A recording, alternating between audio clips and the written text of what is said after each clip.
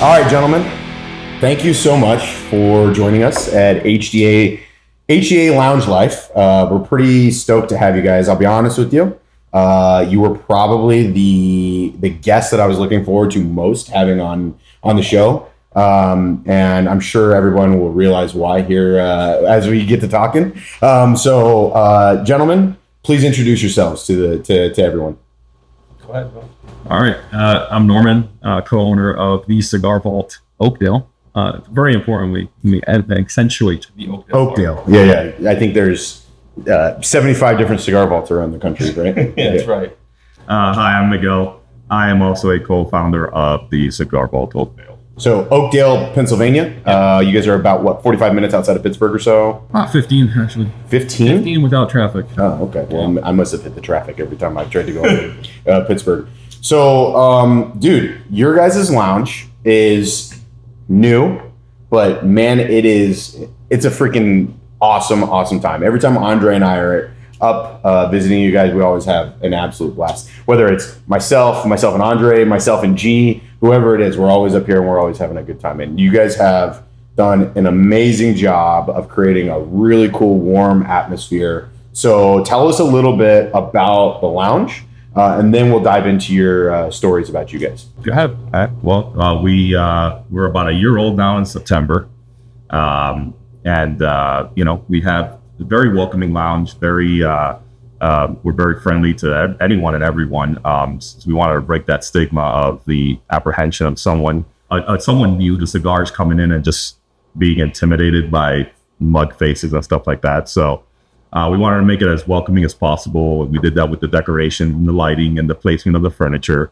And our lounge is actually pretty unique in the sense that it's very spacious, and we also have like semi-privacy bays along the side. So if you have a group that you just kind of want to be amongst yourself, you can, or if you want to be in just a general area, you can, and partake with our regulars and whatnot. And so we just wanted to make it to suit both markets as well as be just super welcoming. The bays, I think it's a little bit of that partition creates a little bit of separation between, almost like semi-private areas, but you're still like a part of the group, right? Yeah. Right. So you're still partaking in the general atmosphere. It's not completely closed off. It's nice. It has their own like some of them have I think they all have their own little TVs. They all have their TVs, cool. And they have their theme. So we have our bourbon and cigar theme, our Pittsburgh Steelers and Penguins theme, sports theme, and then we have our aviation theme because aviation is near and dear to my heart. So we have that as one of the bays as well. And we've had folks that have come in, new face will sit in a bay and then they'll kind of see, me or Norman engaging with regulars and stuff like that. They'll just come up and sit next to us and they'll start, they'll just start talking. One of the things that I picked up on very early on when we first started like getting to know you guys and first started visiting the lounge was most everybody tries to gather around these two tables that we're at here. Like I remember we sat down and we were just having a conversation, and then next thing you know, you look around and there's like 15 people all sitting around smoking cigars, talking shit, whether we're buying a pizza or we're sharing drinks, dude, and everybody's just having a great freaking time. It's like the atmosphere here is unparalleled. Well, that's like usually like our Thursday nights, right? So especially either during the football season or not, like we'll start off at this table and we'll get a few guys, and then like the fifth guy comes, and then we'll bring this table over and join it, and then that will get filled up, and then we'll bring the other table over, and it just, by the time you know it, we have like the last supper of cigar smokers just sitting around in the general area, and that's usually how Thursdays go, actually. For us. Yeah, man. Yeah. So what has the last year and a couple months been like for you guys? So did you come from, like, is this your first lounge? Is this your first endeavor into the cigar world? Tell me about the last year. Oh yeah. Yes and yes and yes. So, yeah. Okay. First lounge, first actually anything regarding doing any type of cigar sales. So we got into cigars back in 2000 when we lived in Miami. Got back then. Miami, Ohio, right? No, yeah. Florida. So we got into cigars back then. We both come from a tech background, and we worked with a lot of like old time Cuban guys down in Miami, and every time they made a sale, they'd hand out cigars, and that was our introduction into cigars. Were Romeo and Julietas from the Cuban ones. And Gotcha. we would smoke a ton of them, and just kind of naturally progressed. And then I'm trying to think here, 5-6 years ago or whatnot, we had a software company that we did well with, and our next thing we're trying to figure out is what to do. And we're outside smoking a cigar in middle of winter on my back porch, patio deck, whatever it is, under my deck. And It was a cold Pittsburgh night too. yeah, and, I was just like, I'm tired of smoking outside. And he turns to me, he's like, how do we make cigars? Like, how do we get these to be like a tax write-off? And There you go, dude. Because The tax guy, dude. That's my passion, man. Is it like finding tax loopholes? It's just, it's I like just, how can I do more with less? Yeah. With the taxes. But we go to I go to a ton of cigar lounges like before we open this up as well. And to me, like the one thing that always stood out to me about cigars was the unity amongst the leaf. Like you could, I always said this right here was the number one equalizer. And anytime you walk into a lounge, you could have a tradesman to a Fortune 50 CEO sitting at a table, and you wouldn't know that because they're just shooting the shit, smoking a cigar. I love that you said that, because that's something that Andre and I had said on numerous occasions to numerous different people, is that when HDA does, an event at various different places, one of the things that we love is the amount and the wide variety of people that we meet. Like the amount of people that we've met in cigar lounges and the types of people that we've met in cigar lounges, I don't know of any other way I would encounter these people and have a conversation that oftentimes is a very deep conversation very quickly, unless it was around a dead leaf. And that's the point, really, because you think about it. Once you graduate, to high school or college or whatnot, and, where do you make friends? That work? No, you don't make friends at work. Yeah. You need places like this where you kind of have one common theme and you could just strike up a conversation, make friends. Actually, we have some new regulars that they just come out and say, I'm just trying to be more social and actually meet new people, because I work, I come home, I sleep, and I'll be lucky if I talk to anybody. Right. You have that. I think a lot of people, especially men, find themselves in that rut of just the daily grind that is going to work, coming home, spending time with your family, and oftentimes that warm, welcoming, like camaraderie is sometimes lost, especially after you leave like school, and once you become like an adult, it can be lost. And sure. I think that's one of the things that one of the reasons that we started this video series was to really drive home the point and highlight some of these lounges that are doing it the right way, that are creating that environment for people to come, enjoy, build camaraderie with one another, get to know each other. I would say, like, if Miguel talked about our Thursday night crowd. So our Thursday night crowd, Thursday when we opened, we was just three of us that worked the lounge essentially, and Thursdays has become our busiest day that we'll actually put 3 people on shift on a Thursday night. It's so why Thursday? Do you have any, like, can you nail it down to anything in particular? I think Pittsburgh is ready for the weekend. I don't know what it is, man. Okay. Thursday nights, it starts kicking off here, and our Thursday night crowd, we can get in terms of, like, forget about the people that sit independently, etc., but the people that all come together. There's about 15 of them, and they didn't know each other before they came in here. Nobody knew. It literally started with 2 guys that came in, Joel and Nick, and they sat at this second table right here, or the third one. Okay. And then there was another gentleman that came in from out of town, from Texas, Andrell, who was here working on the Pittsburgh airport. And they were talking about barbecuing, and Andrell overheard the conversation and was like, "Barbecue?" He was like, "What do you boys know about barbecue?" Him being from Texas. Like, Sure. What do these Pittsburghers know get about out of here, barbecue? dude. Right. And, we'll talk pierogies, but you want to talk barbecue. It started with those 3 guys, and then after that, it's just been like another person comes in and like, "Hey, come join us." Hey, another person comes in, and now you're at like 15 people that just kind of come in that genuinely didn't know each other. And there's a group chat. There is a group chat. It's called the Round Table. Which is that when I started working Thursdays, because I usually work the Fridays. Then when I started working Thursdays with Norm and Foxy now is working Thursdays too. They added me to the group chat, which I didn't even know was there. So it's like the Thursday night group chat. It's a Thursday night group chat. It's called the Round Table. Round That's Table, awesome. yeah. That's really cool, man. And nobody knew each other. They all just met each other here at the vault. The only two people that knew each other that started it were Nick and Joel. They were former co-workers, and They would just find it hang out. I love it, man. Your guys's one of the things that really impressed me about this was when we first when you guys first picked up HDA. We did our very first event here. You showed us around the shop, and you showed some of the like attention to detail points and how meticulous you were in building this place out and how thought out the process was. Could you highlight a couple of the things that you think that you guys do a little bit different, or something maybe that's a little bit unique about the experience here at the Cigar Vault that maybe you wouldn't be able to get anywhere else?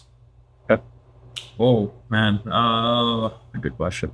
that's a good. I'll start. Let me start off with one. Okay. With something that maybe isn't necessarily like wildly unique, but is something that I think really highlights the attention to detail. Was you told me about the sound in this place, the sound system, right? Like a lot of times people don't really associate speakers in the sound system with the cigar lounge, but if anybody's ever been to a cigar lounge where an event is happening, it makes a big difference when the sound is on point versus when the sound is absolute dog shit. Yeah. So and that was the one that's dear to our hearts because it's part of our origin story actually, because the sound guy was what we call the Rain Man of sound. okay, And he actually took me around. This was all like, we had it down to the studs. Yeah, it was actually. Mike down to the stud. And he took me around where he was thinking of putting each speaker, and he would clap. And then he would clap like about a foot or two away from it. It's like, do you hear the difference? And I'm like, I'm sure. absolutely not, you fucking psycho. No. Listen, man. I'm the kind of guy when I'm in the presence of greatness, I just let it happen, And yeah, and Let him cook. Let him cook. And he took me all around. It was like, we got like 10 speakers or so. He took me around to all of them. And sure enough, and hey, once everything was up and everything was done, and then we got the finished product, like you could really tell the difference. Like the sounds, like the music sounds great. Like Wu-Tang. Wu-Tang up in this joint. That's why he sampled the audio with. Yeah, so this guy sounded great. Wu-Tang is his band. Okay. But yeah, when I met him, I told Miguel, I was like, listen, man, like you're gonna meet this guy tomorrow. I was like, how do I best word myself? I'm a bit of a control freak in terms of like everything that happens here, right? But like I'm very meticulous, right? I always tell people like no one's ever gonna love your baby as much as you do, right? So when we were talking about sound, and me and Miguel did low voltage in our career, but no means am I an audiophile. And I talked to this guy for 5 minutes. I then sent a message to his boss. And I said, hey, whatever he wants to order, just let him order. Like, you don't need my approval. This guy knew more about audio and his pinky than I had in my entire mental database. Yeah. And I told Miguel, I was like, you just got to come meet this guy because I can't put it into words the conversation you're going to have with him. And then that was Miguel's first experience, was him walking around clapping to the audio. You can see the difference, right? Yes, absolutely. Big difference. I was thinking about like what in my mind sets us apart. So one is I think like besides of the space, and we didn't want to stack people on top of each other, right? Our space is about 3,000 square feet, and we have seating capacity for about 40 people. Now, other cigar lounges might do like a lot of the chairs and make rows and stuff like that, but we wanted people to be able to come down, work during the day. We play jazz music, light jazz music over the intercom, or blues. Or really, I mean, if someone walks in and says, hey, can you guys put on 90s alternative?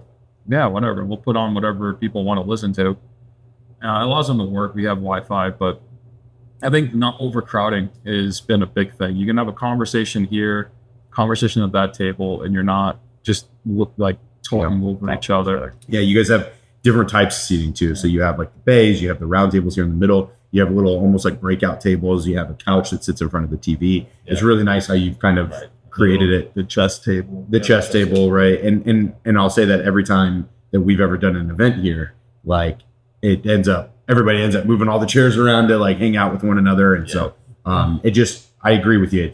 Everybody's not stacked on top of each other. It's a big space with a lot of seating. And the one thing I think I pushed for more than anything and was the espresso machine. Yeah. That's a very good point. That espresso machine, I thought, like, me and him were going back with, because obviously, you got two business partners, we're self-funded. Like, it was, he looks at me and he's like, how much is the espresso machine? And, are you kidding me? I was like, listen, man, like, we're doing this. Like, we're getting this espresso machine one way or another. I don't want a Keurig machine. I don't want an Nespresso. We wanted like to have like authentic, real espresso. Sure. Like, so offer cortados, lattes, cappuccinos, Americanos, like Iced coffees, whatever you want to do. And we also wanted to do it with a smaller batch bean. Like, so even like our coffee is small batch roast. Yeah. Drifting Dreams, right? Dreams. Yeah, I mean, they do a really, really great job of coming up with some killer coffee. And I'm saying this secondhand because I'm not a coffee guy, so I can't attest to how great it is. But everybody that I've gotten some of the coffee, and everybody I've given it to is raved about it. But dude, you guys are the attention to detail just on the coffee is outrageous. Weighing beans and like, let's do it serious. I'm not a coffee guy. Yeah. So what you guys are doing, it's like mad scientists over there with coffee. It's pretty. But you guys did hook me up with a coffee the first time I went to, and it was actually pretty damn good. So, I think even Andre's like when he drank the coffee, he's like, man, this is, you know why this is my favorite coffee? And I'm like, why? He's like, because it's black. that sounds it. Hey man, that sounds exactly like Andre. Yeah. and that's why I was like, man, you're my midnight, dude. I love it. Dude, Andre's the best. I love Andre's the best. So we talked about the coffee. We talked about things like audio, but obviously an incredibly important thing about a cigar lounge is the smoke eaters, right? The ability to keep the smoke up out of your face. Yeah. You guys have done a killer job of just vents everywhere up in this joint, and just sucking all that all the smoke out. And that was both normalized. Like one of the things we just didn't like about other cigar lounges was the air quality. And sometimes you walk into them and you just get slapped in the face with 2x4 of smoke, and just when you walk out of there, you smell like just pure ash. So our biggest investment in this place was the HVAC system.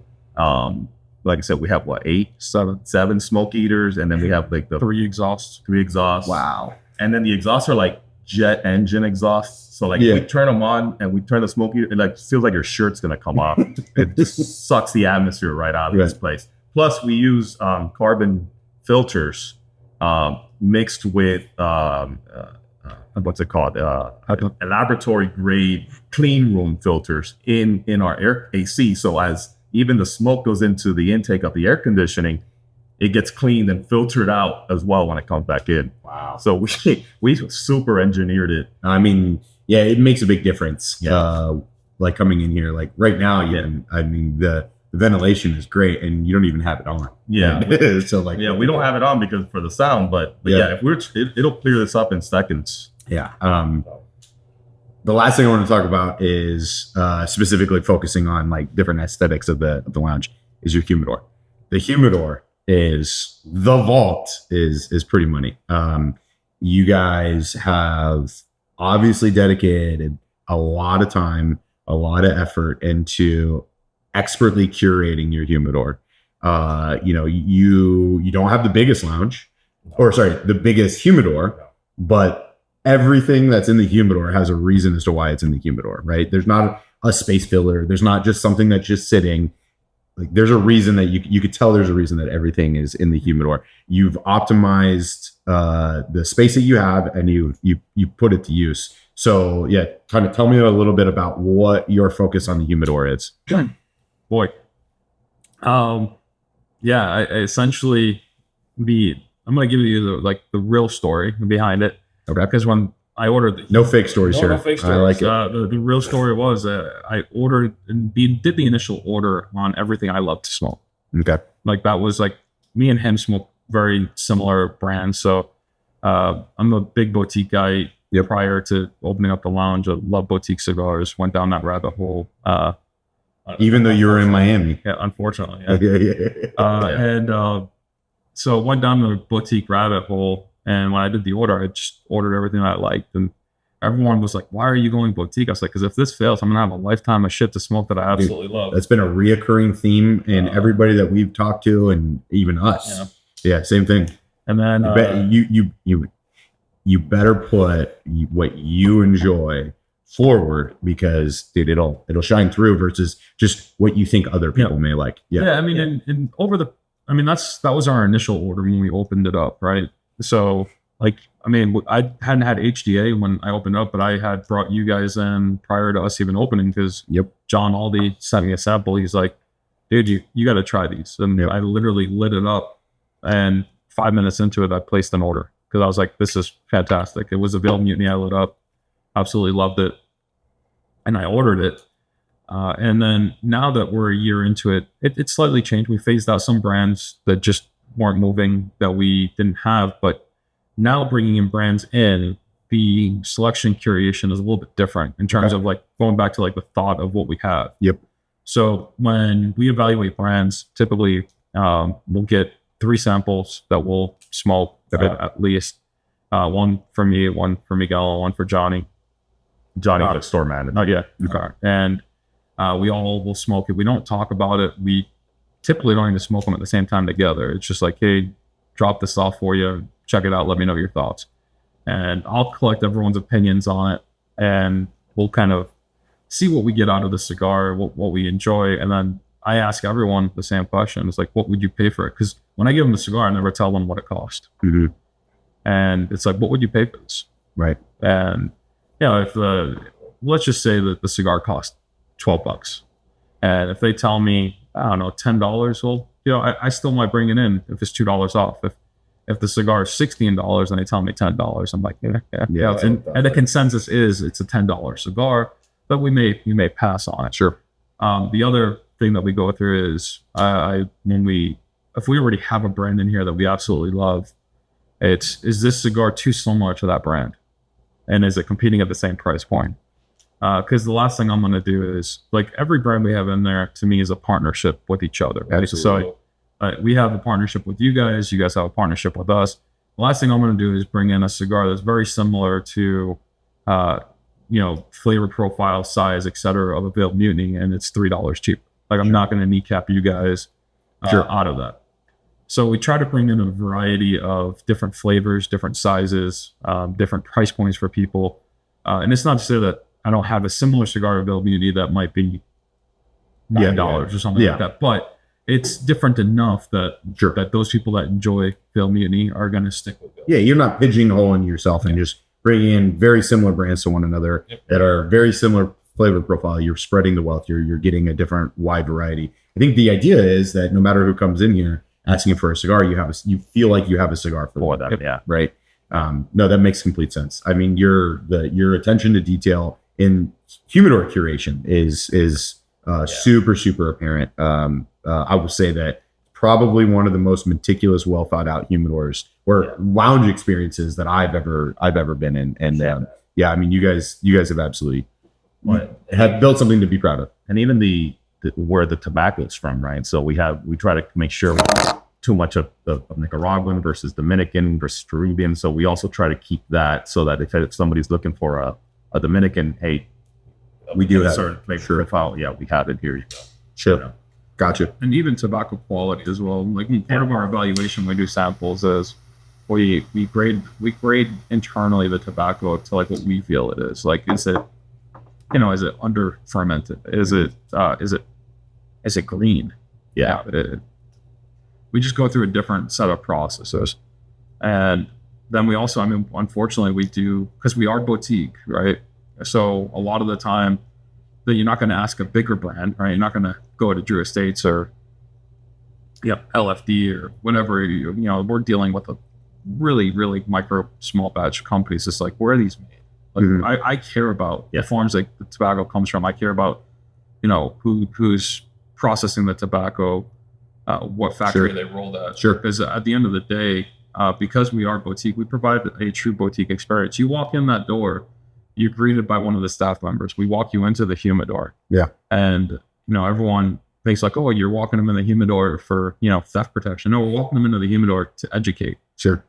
We don't, everyone that works here knows cigars. Yeah. Right. And that's I think a really big difference from us and other lounges is we don't have people that just run a register. Sure. We have people that can walk you into the humidor, talk to you about the factory the tobacco is made at, what flavor notes you're going to get out of it. If you come in here and you tell us, hey, I'm a big Perdomo champagne guy, or I like Rocky Patel white label, like, or we know the tobacco, we can guide you towards something that's boutique, that is of an equivalent experience in that same realm. And that's something that we've put a lot of time and effort into. And not only us, but like even our staff, it took us a while to find staff, because it wasn't just hiring somebody. We didn't want to hire a body. We wanted to hire people that can provide an experience to the folks that were coming in. Yeah. It's, I mean, the folks that work here, they're freaking awesome, man. Like, I mean, one of the biggest like feedbacks we get from folks that walk in here is like, I love your recommendations. And to the point that we've had some customers, it's like, all right, Johnny, what am I smoking today? Johnny will go get a cigar, and they won't even pick. They'll just smoke whatever he gives them. So yeah, that's great. That's the kind of relationship that we have. That's the boutique experience that we're trying to build. Well, you guys have crushed the boutique experience, man. So I want to ask a little bit more of like a fun question now. So one of the questions that I thought of. Do I have a little bit of pressure too? Did you ask yourself? I asked myself. Oh, rookie move. Yeah, rookie move. So if like I want to try and define for your customers like the experience here at the Cigar Vault. If you had to pick a mascot for the Cigar Vault, what would the mascot be? And I'm not talking like the South Park, like land of misfit mascots or anything like that. I'm talking like what would a good mascot be for the Cigar Vault? Outside of the picture over there? Well, don't. The B-roll will be catching some of that picture as well. That picture is glorious. Why would you do this to me? I don't understand this. I'm your favorite. Miguel is Andre's favorite. Objectively, that is the greatest picture in the world, dude. I love that picture. All the time. Yeah, he's so our mascot. Like, are we talking about like, do I have to put like from a sports team's mascot or just a mascot? Just a mascot. I'm thinking of a guy with like a blue suit, traditional fedora. Are you describing our mascot over there? Okay, all right. Let's go. Let's go a little bit more here. I'm just joking. It'd be a guy in a hot dog suit. Yeah. Or Glizzy Tuesdays. You guys are outrageous with the Glizzy Tuesdays, man. I die every time I see these pictures, man. It's a true thing. Oh my God, it's hilarious. One of the pilots that he's a customer of ours, and he's the one that goes against the hot dog. It's not even us. Yeah, he buys them and provides them. Pilot, he has a cooler that he has dedicated. It's like an Arctic cooler that he's dedicated. Yeti cooler. It's dedicated to a hot dog carrying Michigan. He goes to Costco and with the cooler, and they already know. And then the lady always gets anxiety, I think, there, because she's got to make now like 10, 15 hot dogs. Yeah, it's a real thing. Dude. Yeah, guy in a hot dog suit. That's what we're going to go with. I like that. She's actually looking to buy the suit. A guy in a hot dog suit smoking a cigar. I don't know. Hey, we just got a really good idea for a new Cigar Vault sticker, man. Yeah, new Cigar Vault sticker, a new shirt. I don't know. Yeah, something. I like it. So talk a little bit. You guys have done a really good job of also leaning on utilizing an online presence to dovetail very nicely in with the Cigar Vault experience. So tell me a little bit about the online store. Tell me a little bit about how that kind of has changed your business, or it has how I assume enhance your business, but then also some of the cool things that you guys end up doing online. Wow. Man, I think when we opened it up, knew that the core driver to me on the online stuff was really making boutique stuff accessible to masses of people, and not only like boutique, your core line stuff, but LE stuff. Yeah. I've always approached things from a consumer perspective first, and we share a very similar philosophy on this, right? You can't have a partnership where the two partners don't agree upon. So typically, if I say I genuinely mean we, because there's not one thing that happens in here that he isn't okay with, Sure. and vice versa. Right. So when we were looking at doing like the online store, and the one thing that I was adamant about, and like when we were talking, I said, look, this is something I feel strongly about. And he's like, it makes sense, because I was a big chaser. Like I hunted boutique. It was, you go in my humidor at home, like I've got, Tiger Lily, Shere Khan. Sure. We had an intervention at one point because it was going very It was bad. Yeah. I got OG Johnny Tobacco. So like I love the hunt. Like I know what you mean. You know what I I'm mean? the exact same way. I know exactly. It's like finding treasure. I can't tell you how many times I've walked in the lounges as a consumer, and I'm sitting there. I'm like, hey, like you got some Black Irish on the thing? Can I get 2 cigars? Just 2 of them. I'm not even asking to buy the box. 2 of them. You got to buy a box. I'm like, I got to what? I got to buy a box of what? And he's like, Court Line. I'm like, so you want me to spend $300 on a Court Line box so I could buy these 2 cigars? It's like, you're out of your mind. Yeah. And I didn't like that retailers were starting doing that. And to me, that is not the boutique experience. That's capitalism at its highest. It's how do I capitalize this $1 to turn this $1 into 3? And you can't do that. I mean, it's the nature of making a profit in a business, but that isn't what the boutique world was about. Like, to me, it was literally the ability to share things that you can't get regularly. So we have LE stuff. We get LE stuff. It feels like it's almost every other week now someone's dropping LE stuff. Not put it out. It's out there. You can buy it. Like, we don't tie it to any purchase. You can go on the website right now, and I have Ringo Craft Sabertooths on there. You can buy them 1 stick at a time. That's awesome. Yeah, I definitely very unique, man. In that I will say too, sometimes I've jumped on to go grab an LE from your guys' website. Dude, that stuff goes fast, man. Yeah, sometimes it goes fast. Your guys' site, I don't know. You guys must get some serious traffic on that site. We do, and we ship super fast as well. Dude, the shipping is bananas. So, we live in the Northern Virginia area, and anytime I ever order anything from you, maybe 2 days. Like, it's fast. Usually it goes out the same day. You order it, yeah. We pack it, we walk it right across the street to the post office, and it's gone. Yeah, man. Yeah.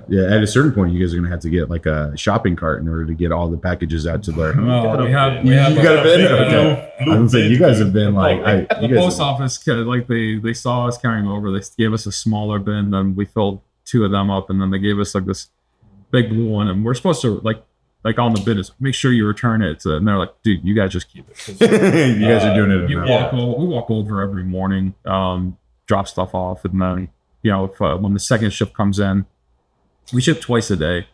So we ship in the morning, then second shift comes in at like 4:00. So there's a 2-hour overlap. So at 4:00, right before they close, we'll do another run for that stuff. That's awesome. Yeah, that's crazy, man.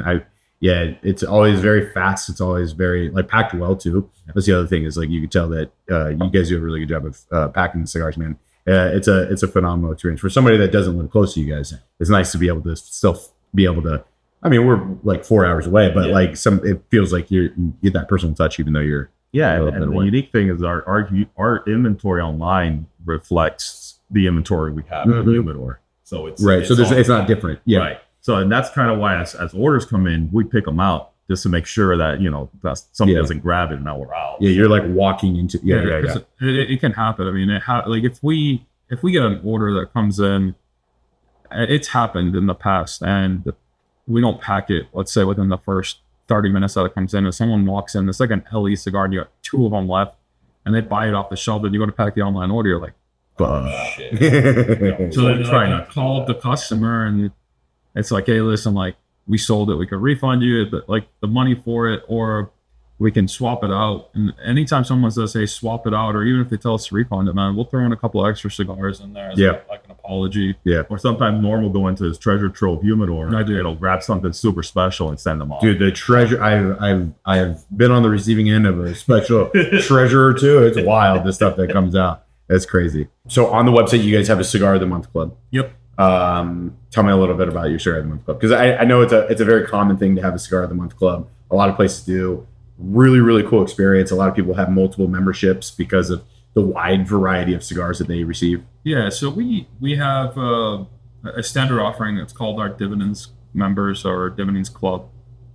Again, kind of maintaining the bank theme, etc. And a dividend is something you typically get back off of the stock or whatnot. So it's like an investment, right? You invest in it.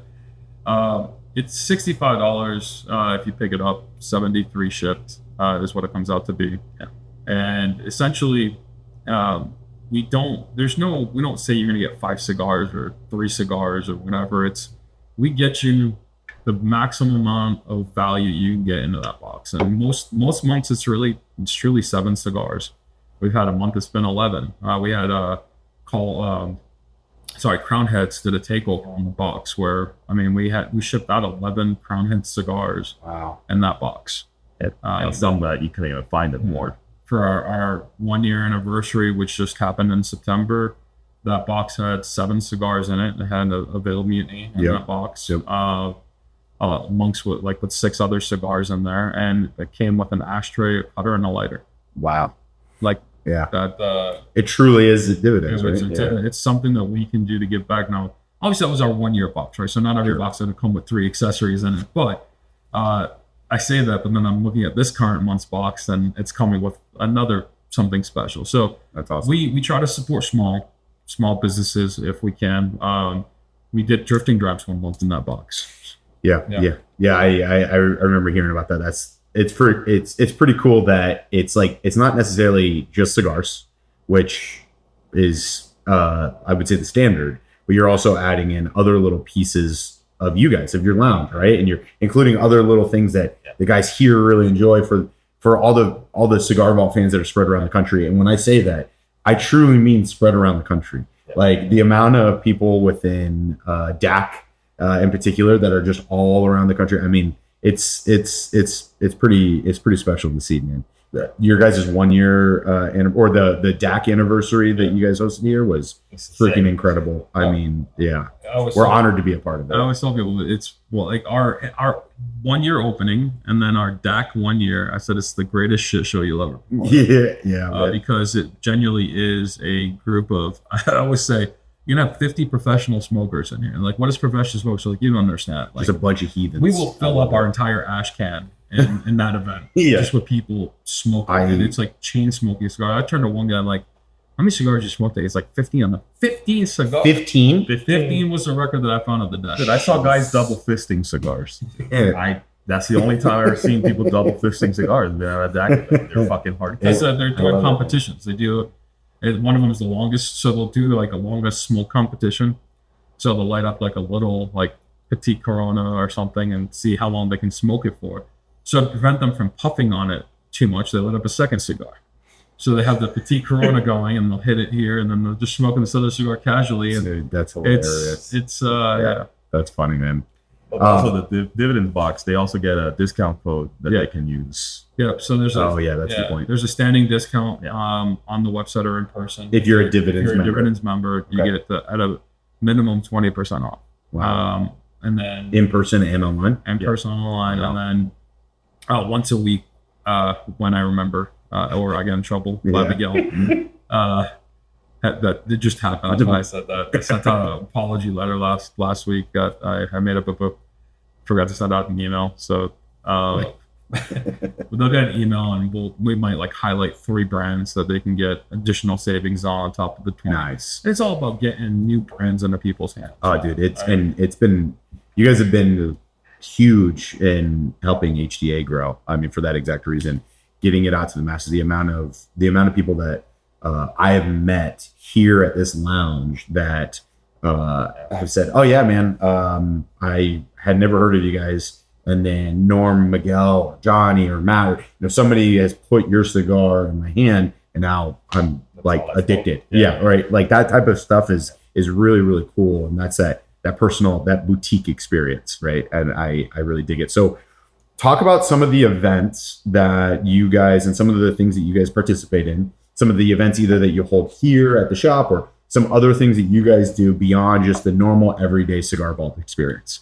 So our events that we've been doing, we limit ourselves to one event a month. Okay. Right. So we don't, I genuinely believe that in the current industry right now, there is what I call it to be event fatigue, right? It's like, hey, we have an event this week. Hey, 2 weeks later, we're going to have an event. So like we limit ourselves to one event a month. And sometimes that event doesn't have a vendor at it. Like, so typically all of our events that we have lined up for next year, and even for this year that just passed, have all been around our Veterans Nights. Mm-hmm. So the second Monday of every month, and we do it on a Monday. It's like Monday is usually like a day that people don't have a lot going on.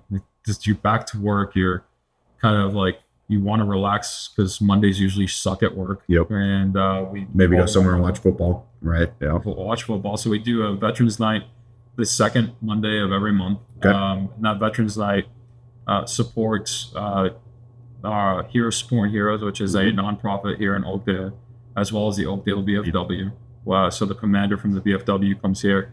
They do a 50-50 raffle. We always donate some cigars for second runner-up because like it's like cool. Like I lost the 50-50, but hey, wait, there's more. Like so now we'll include. Could be a 5-pack. One month we did a box. Like it just depends upon cater it. To me, it's like how much. Like out of the 50-50 raffle, the shop doesn't make $1 out of it, and we're okay with that. So we always look at it like this is our way to give back to these guys that are like it's because of them that we're allowed to have a cigar lounge. Sure. Right? Like it's the reality of our belief. It's not even. It's just that's how we believe things are. Even when we founded DAC, one of the core values of that club was to give back, especially to veterans. And we would still raise between $30,000 and $40,000 a year just for veteran organizations and veteran causes, because we feel that they deserve it, and I feel that the government doesn't do much once they're done with vets. Yeah, and that's definitely one of those. Yeah, it's definitely a shared sentiment from a lot of people, especially in the veteran community. One of the things I really like about Hero Supporting Heroes is that they do a lot to give back then to the community, right? So it's like veterans they're donating a lot of time, money, and resources to schools, right? Or to give back to non-veteran organizations, but support the local community through a veteran organization. So it's like giving to an organization that gives, right? Like, so that type of stuff, we were very lucky to participate in one of the veteran nights. And we were able to, been able to a couple of different times support the Hero Supporting Heroes organization. And it's really cool. It's really special what it is that you guys do here on those events, man. And it's always fun to see. And that's even that box of Phantom Fury that we auctioned. Yeah, that was quite possibly one of the biggest highlights of owning HDA is when Andre and I got to see that box of Phantom Fury go for a very, very pretty penny, and all the money goes right back to Hero Supporting Heroes. To be able to be a part of that is freaking wild, man. That was awesome. It was a great time. I mean, so that like I said, all of our events have been around that. So second Monday of every month, we bring in food, we bring in drinks, etc. We don't charge anything. Food's free, drinks are free. We have live music, so it's like a jazz blues player named Evan Eggert. And he's actually a humidor manager down in the city for Burn. Oh, really? Yeah. Nice. That's really cool. And he comes out here and he comes down here and he smokes with us and plays music. And he plays music for us. That's very cool. Super, super awesome. So we do that, and then we'll have vendors come in if we feel like we have need a vendor for them. But all of our events are really tied around that. Now we do some ticketed stuff like here or there. Like we did a ticketed event with Oz Family Cigars. So Tim Oz came out, did his tasting experience where the event lasted 4 hours. But we and, brought and in, it was food. we catered it. We Yeah. cater food in. It's not like pizza. I mean, we're Yeah, bringing in dude. food. Yeah. Then we'll try to do a Thanksgiving dinner for veterans as well, where Very we'll order we'll have like a turkey spread, etc. for Thanksgiving. Yeah. Usually from Mission Barbecue is what we did last year. We'll probably do Mission Barbecue again this year because it's got the turkey. Yeah. That's very cool. But again, it's also veteran. We do a lot first responder veterans standing discounts at a register every day they come in. Yeah. So all of our events are on our veterans nights, because to us, if we can have an event here that brings out more bodies and we can get more people familiar with the Hero Supporting Heroes organization and the local Oakdale VFW, it's a win-win. Yeah. And to us, we want to be part of the community. We're not just trying to be like, hey, we're a cigar lounge. Just how do we take something like a tobacco leaf that most oftentimes when you try to do a donation on, they reject it because it's related to tobacco. And how do we use that to give back to organizations that allow us to do it? We've done a sponsorship of DuPaul for speech and hearing. It's an organization. It's a school, but it's also a cause that's very near and dear to my heart because my youngest daughter is hard of hearing, so she goes to that school. So we do everything we can to, at least I do, and thankfully I've been able to incorporate the Vault into it to raise money for their cause to help more kids that have hearing and speech impediments, that so that they can live normal lives. And actually, even though they're they may be partially deaf or deaf, the emphasis on speaking versus signing. Sure. I think even talking about the different community givebacks that you guys do doesn't do it justice. I've seen it firsthand, and every single time I'm here at the lounge, there's some sort of way that you guys are giving back to the community, and to be able to do that, I think is just another really, really cool aspect of a cigar lounge, right? You guys are able to all come together, and everybody that comes in here, all your regulars are totally bought into it, and everybody it's infectious, right? Like when you guys start doing it, other people see you doing it, they want to partake and they want to give back. And it really, I think there's a lot of stigma that kind of exists around cigars and cigar lounges. And I think doing things like that really shows that that's not necessarily the case, that it's not just a bunch of degenerates sitting around smoking cigars and drinking whiskey. It's, we're contributing members of society that are very excited to give back and help others. I think both Norm and I were just raised with, leave things a little better than when you found it. 100%. And that's really what we try to do with everything that we've done. Absolutely. Let's talk about next steps. What's on the horizon? What's coming to the Cigar Vaults? Oh boy, what's coming? Do you want to talk about this? So I'm personally very excited to hear more about this. Yeah. So we were actually thinking about that in the last, I would say the last quarter or so. What is next for us? And we just finished closing. As a matter of fact, yesterday we acquired what we consider now a sister company to the Cigar Vault Oakdale, which is called the Perfect Draw Cigar Lounge. So what this is, it's a mobile cigar lounge that's used for events, things like that, where you kind of go. And it's going to be the Cigar Vault experience, but in a mobile lounge. So it's about how long is that trailer? 25. It's like a 25-foot trailer. Wow. It looks like a lounge inside. It has all the comforts of the lounges. It's got the vents and everything that pumps the stuff out. And we'll have it stocked with our boutique cigars, and we can take it to private events like weddings, birthdays, bachelor parties. Or we could take it to major events like, at breweries or just, fairs or whatnot that will have us to do it. So yeah, that's awesome. Very, really excited about that.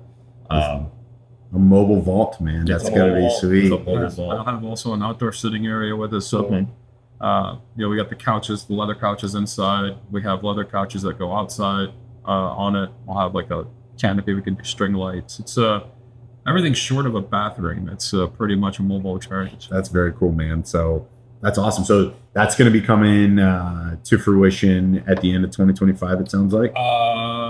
No.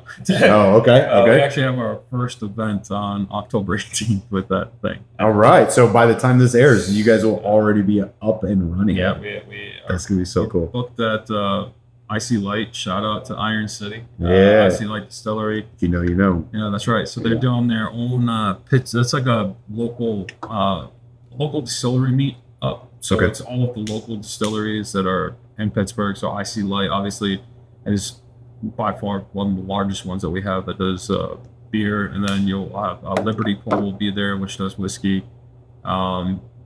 Wiggle is another one. So I think it's like 5 different distilleries or breweries that are getting together at Icy Light, and they're having like a little festival down That's there. very cool. And you guys are going to be there Yep, providing we're gonna some awesome cigars, too. be there. It's going to be a Nice. literally the whole concept was it's a perfect draw cigar lounge, a cigar vault experience. That's literally we're going to have it is called the Perfect Draw Cigar Lounge, and we're going to have a flag along with the Perfect Draw Cigar Lounge that has the Cigar Vault flag with it, and it's on the business card. It says Cigar Vault Experience because it's bringing boutique cigars I like it. out on the road to people, and you'll get a boutique experience there with, again, education on what it is, So you want your XYZ brand that you're a loyalist to, but hey, have you checked out this community from HDA? And you guys are going to be able to hit the road, not even just local. You guys will be able to like travel as well if you want to. Yeah. Dude, that's pretty awesome, man. You figured out.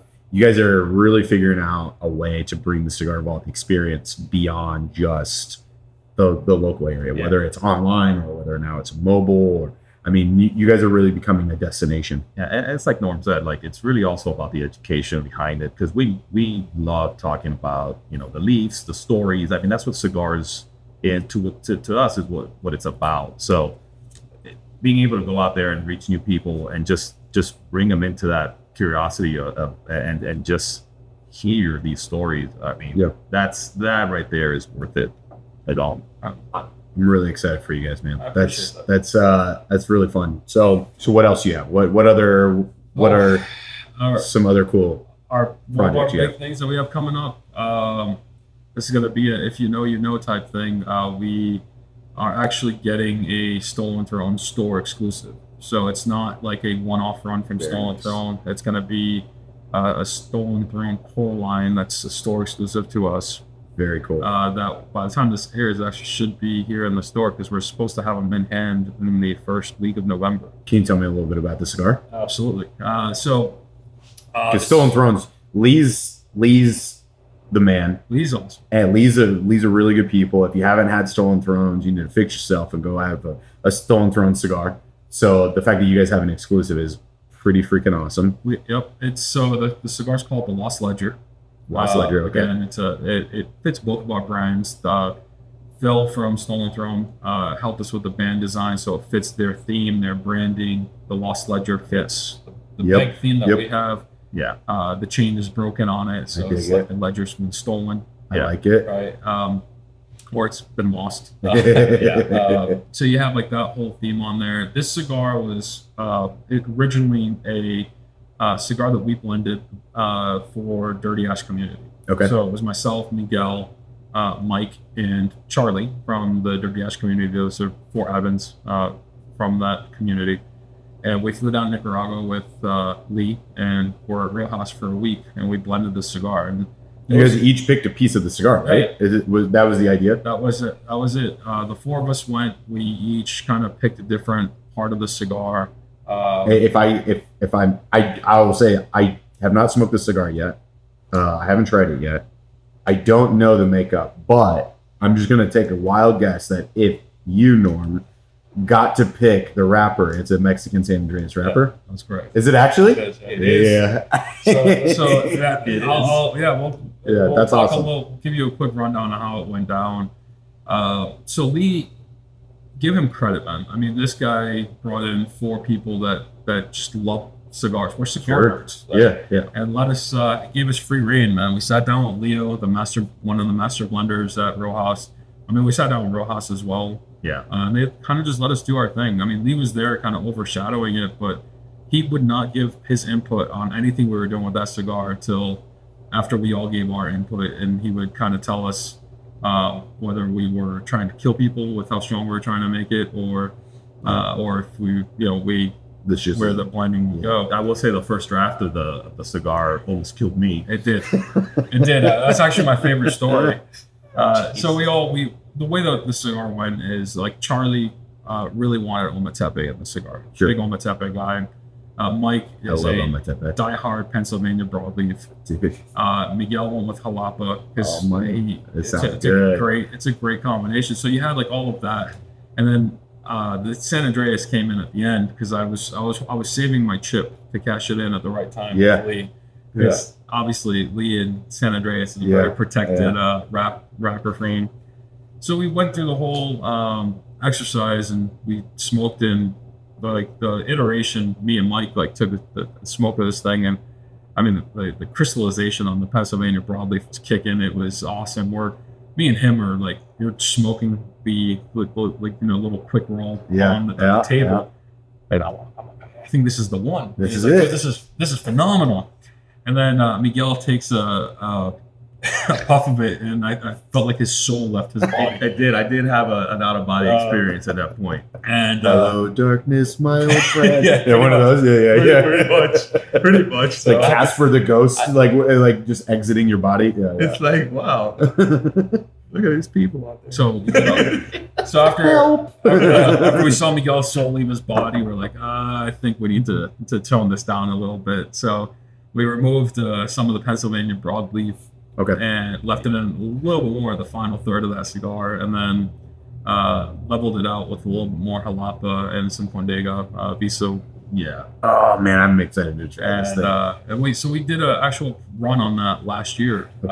We dropped it. It was exclusively for Dirty Ash. It was actually a cigar we did to raise money for veterans. So we called Head of the Table. Head of the Table. Yeah. And we. Oh, I have had it this thin. Oh, okay. That was a really damn good cigar. So that's going to be. So it's just renamed. It's renamed. I'm super stoked. We were adamant on renaming it, and some folks on Dirty Ash were like, "Why are you guys renaming it? It's a great name." And I'm like, "Well, Head of the Table, when we released it, we sold it through the store, right? So put under our tobacco license, etc. Well, the store didn't keep $1 from it. We paid all of our taxes on it. We did everything, but we didn't keep $1 because to us that was a fundraiser that we were doing for. Pets for Vets. Gotcha. So we did a big donation for Pets for Vets out of that run, and did the donation out of it. Sold out of it. We had 2,000 cigars. 2,000 cigars came. They went, and when we re-released it, we're like, look, Head of the Table. I don't want people to confuse it and think like it's going to be another main production run where 100% of the proceeds go for vets. We're going to continue doing our veteran donations out of everything that we do. But this is now like a core line, almost like a house blend. It's a core line, 4 stolen throne. Yeah. It's going to have the stolen throne, wax stamp on it. It's going to have all of that on it. So we wanted to we love the blend. Yeah. People love the blend, but we wanted to break that tie. That's super cool. If you look at the band, there is call outs to Dirty Ash. There's call outs to Head of the Table. They're hidden little Easter eggs. So yeah, man.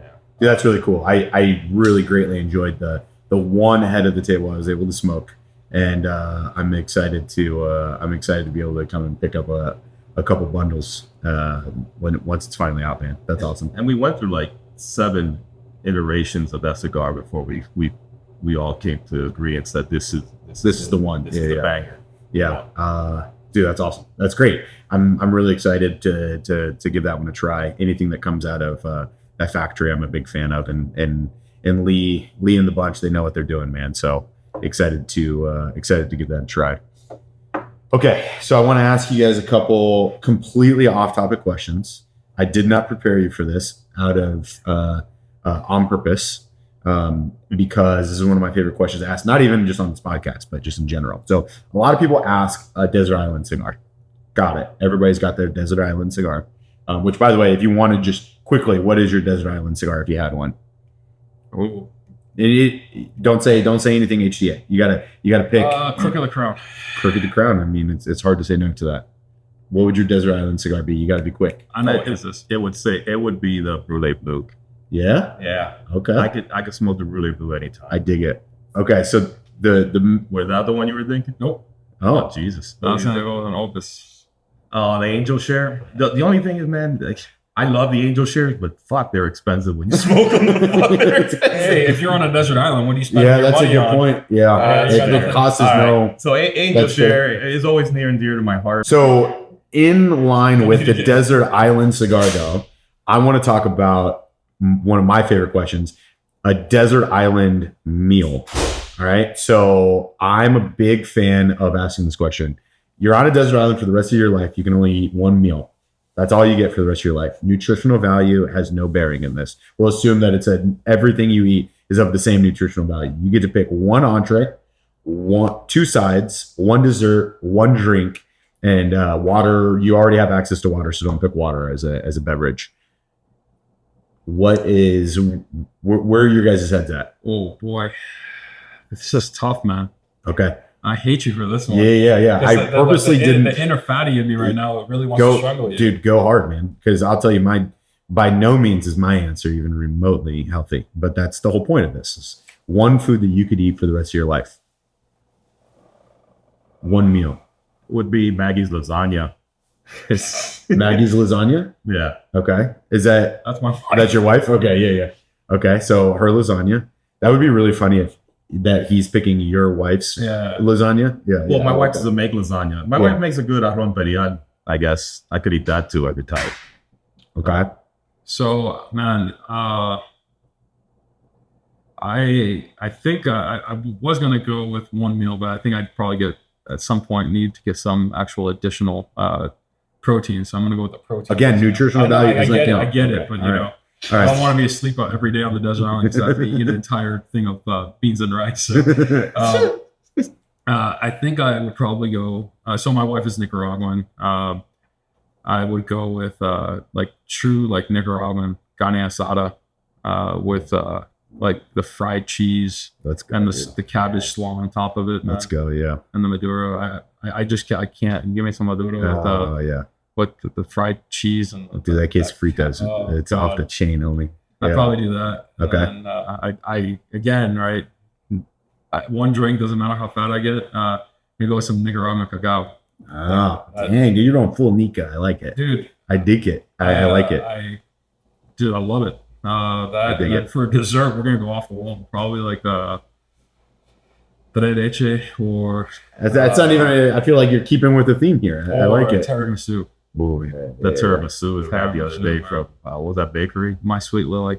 Oh my god, that took me back to. Shout out My Sweet Lily, Pittsburgh downtown, straight Okay. district. I took a bite out of that. Jason brought it in, one of our regulars, and I took the first bite, and it ratatouille'd me to a simpler time in my life. It was so good. It was so good. I would also pick. My wife makes these Cuban pastelitos, either guava or the cream cheese one. Those are fantastic. She also makes a mean frita. Look at that. Okay. Yeah, but she doesn't use ground. Traditionally, it's ground beef. She uses ground turkey, which makes them a little healthier, and they're just as good. I'd pick that, and then yeah, for dessert, that tiramisu is fantastic, or the pastelitos. I go either way. It's kind of hard to say no to some pastelitos. Oh my god, so The good. guava pastelitos, that'll make you slap your mama right there. Yeah, it I like really it. does, man. It really does. What, did you say your beverage? My beverage would either be a café con leche, which is just Cuban espresso with the milk and the sugar. I could always go with that, or even like a guarapo, Yeah. Okay. which is just crushed sugar cane. Yep. Like, I drink that every day. Wow. Yeah, I just realized we both went with milk-based stuff on a desert island. We're gonna be drinking some You guys, sour milk was a bad choice. milk. Milk was a really bad choice. Yeah. Hey man, but yeah, Like you my made stuff. your bed. It's time to lay in it, boys.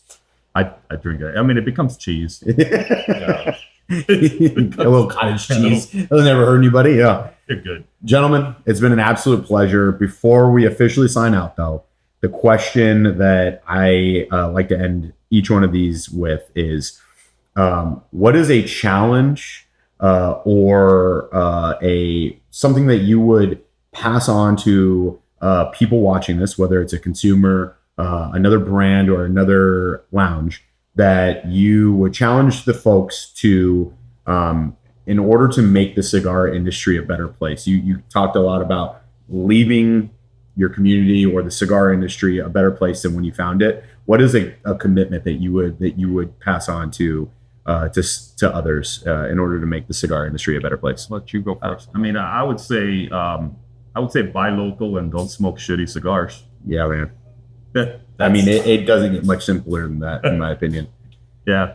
I dig it. I mean, absolutely buy local.